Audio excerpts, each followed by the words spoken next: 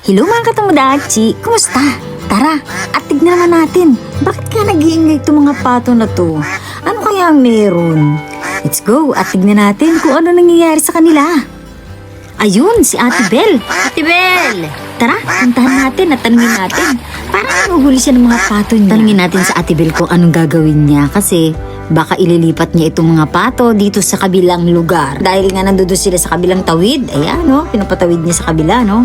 Teka, parang nanguhuli ito si Ate Belle ng pato. Ay nga, pumunta na yung mga pato dito sa kabila. Bumalik na naman dun sa kabila. Kaya parang mahirap huliin itong mga pato na to, no? At nakahuli na nga po si Ate Belle ng Ba't yan, isa. te?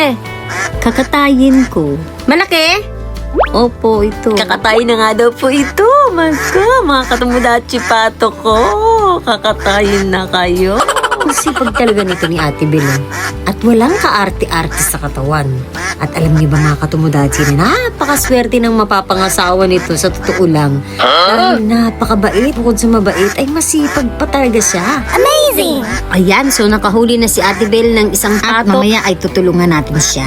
O, panoorin muna natin sa Ate Belle kung paano ang ginagawa niya. Dahil nga nandun sila sa dulo. Ayan, umiiwas nga sila, no? Ayan, ayan na sila.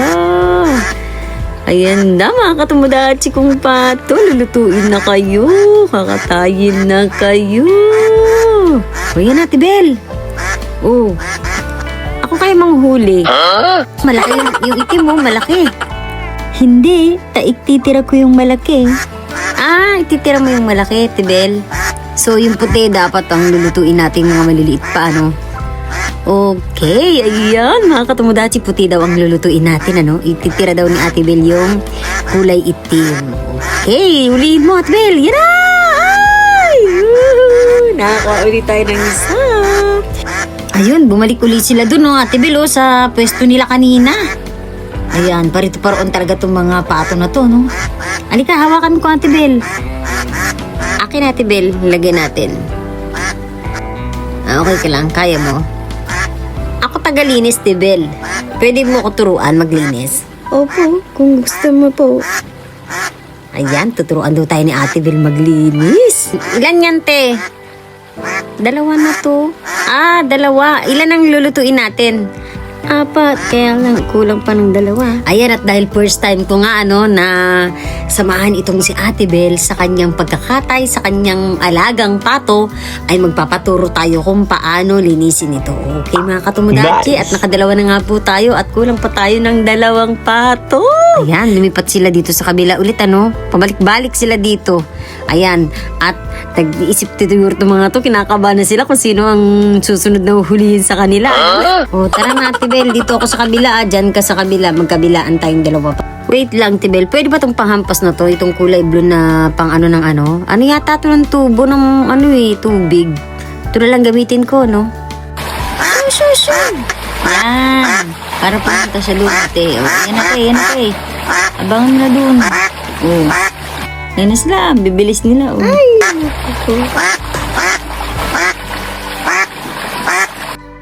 Ayan Ate Belle, alin dyan? Ay, malaki, maitim mo. Kanina ka pa tinitignan niya. Parang maganda yan. Hindi, iwan ko yung itim. Iiwan mo nga pala. No? So, kulang pa tayo ng 2 puti. Ayan! Huli pa tayo. 2 niyan Ate Belle. Okay, at nakadalawa na tayo ulit. At 4 na. So, alika na. Magpainit na tayo ng tubig at nang maumpisahan na ito. Okay, katayin mo na yan Ate Belle. At syempre mga katomodachi, hindi na natin ipinakita kung paano laslasin ang kanilang mga liig. Ayan, nakakaawa ang mga pato na ito.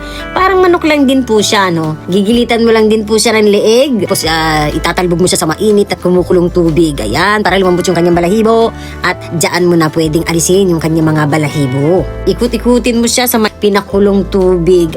Siyempre, kailangan kulong-kulo talaga yung iyong tubig dito, ano, para lumambot talaga yung kanyang balahibo o kanyang mga pakpak, ano, at madali itong alisin, mga katomodachi, or bunutin. Nice. Ayan, napansin ko dito sa pato na to, compare sa chicken, ay malambot yung mga ganito sa part niya, yung bandang chest, malambot. But yung pinakamatigas dito is yung bandang buntot niya. Ayan, yung mga malalaking pakpak niya is medyo may katigasan. Mahirap siyang bunutin compare sa manok.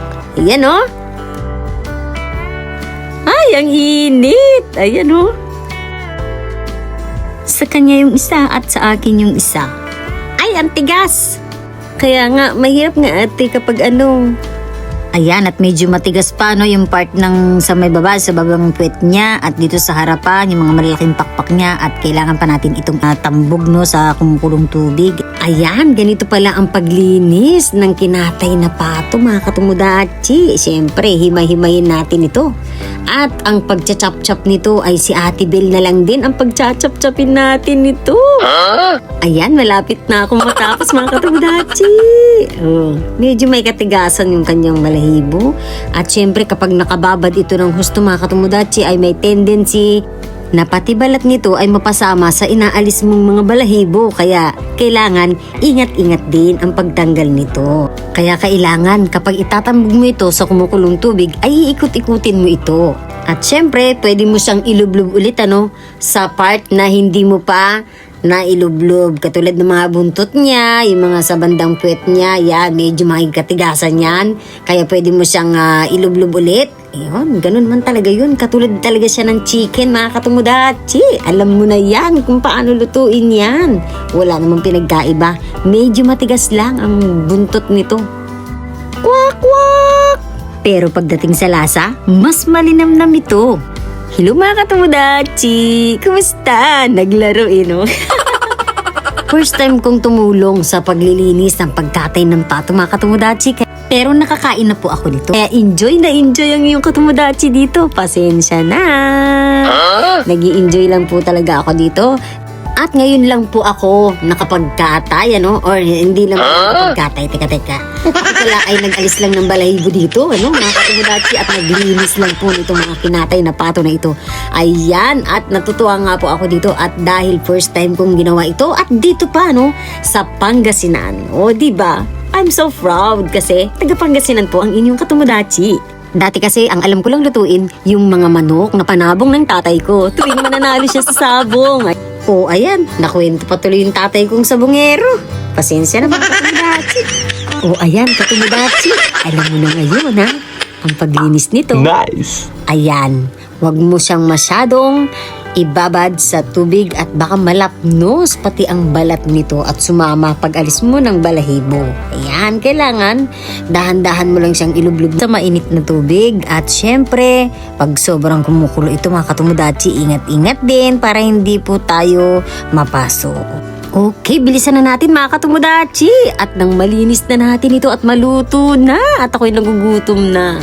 At pagkatapos naman natin dito ay uhugasan naman natin ito ng mabuti. Ayan. O, syempre kasama pa rin natin dito si Ate Bel. Ayan, nag-guide sa atin. Ayan, at ito po yung dalawa kong nilinis mga katumudachi. Tagdalawa po kami ni Ate Bel dito dahil 4 po yung kanilang kakatayin.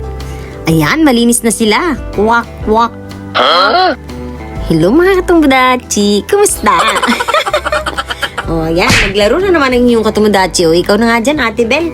At kailangan ugasan natin ito ng mabuti. Ayan. Ilang beses namin inugasan ito, mga katumudachi. At pagkatapos natin dito ay idadangdang natin siya. Paikutin natin ito ng bahagya sa maliit na apoy para madangdang. Ibig sabihin, masunog yung kanyang maliliit na balahibo na natira. Nice! Kailangan mahina lang din ang apoy mo. Kunwari buhay pa yung pato. Langoy lang. Ayan, at magpapaturo nga tayo kay Ate Bel kung paano sunugin itong mga maliliit na natirang mga balahibo nito. Ganun pala yun. At ayan, inumpisa na ni Ate Bel. Ayan, malapit na matapos si Ate Bel. At sunod naman ang inyong katumudachi. Medyo mabigat siya dahil nga medyo malaki itong mga pato na kinatay natin. Okay, ang inyong katumudachi naman. Ayan, idangdang natin siya. Dangdang, ibig sabihin na iihaw or papainitan, yan, yung mga kanyang maliliit na balahibo dito. At dahil sumama nga po ang pakiramdam ng inyong katumudachi, ay si Ate Bel na lang ang nagpatuloy nitong aking ginagawa na pag-iihaw, or pagsunog sa kanyang mga maliliit na balahibo dito. Ayan, at hindi ko na rin nakita kung paano niluto ito ni Ate Bel, but at Adobong pato lang po ang ginawang luto dito ni Ate Bel. Ayan, okay mga katomodachi. Ayan, at ganito nga daw po yun. Sabi ni Ate Bel, ano, ikut-ikutin mo siya, hawakan mo sa paa. Siyempre, ingatan mo itong masunog. Ayan, huwag mo masyadong idikit sa maliit na apoy. Kailangan maliit lang yung iyong apoy. Teka, parang masama yung pakiramdam ko at bigla ako nilamig mga katomodachi. Kaya tawagin na muna natin si Ate Bel at siya na muna ang magpapatuloy dito sa aking ginagawa na pagsunog sa maliliit na natirang mga balahibo, ano? O Ate Bel, ikaw na munang bahala dyan. Magpapahinga muna ako. Si Ate Bel na nga po ang nagpatuloy sa aking ginagawa at siya na rin ang nagluto nito at paggising ko ay nakita ko na lang ito sa hapagkainan. At maganda rin itong panghanda sa bagong taon kaya naman isa ito sa naging handa namin nung bagong taon. Ayan mga katomodachi, tara na mga katomodachi at tayo ay magpipicture muna bago tayo kumain. Charan! Wow!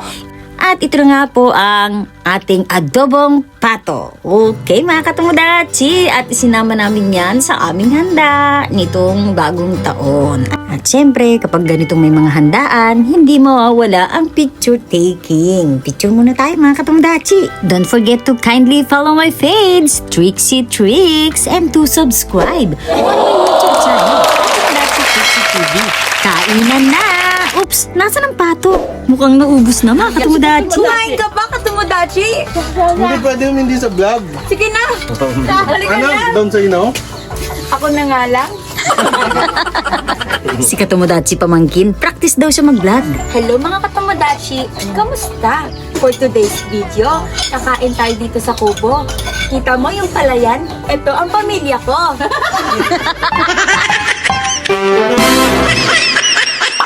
Nice.